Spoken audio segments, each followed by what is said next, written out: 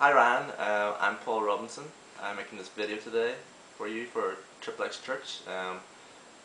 The reason I'm making this video today is because I'm really excited about Triple X Church. Really excited about all the stuff we could do this year in the UK, especially this November at the Porn Show in London. It's going to be really, really big, but we really want to see a team there.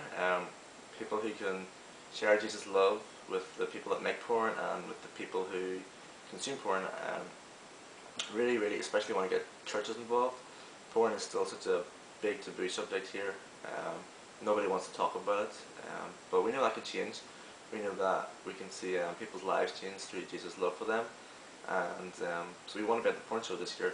But obviously, we need money for that. And one of the ways we want to fundraise is through the Belfast Marathon this May, May the 2nd, I believe. Got a few people who are really excited about it so far who want to get involved, which is great. But we want to get a few more people involved too. So yeah, I want to set a team up soon so we can start training, start running. It's pretty cold here, so we need to keep ourselves warm. So yeah, I'm really excited to hear back from you. Really excited to see where this leads us and to get this thing going.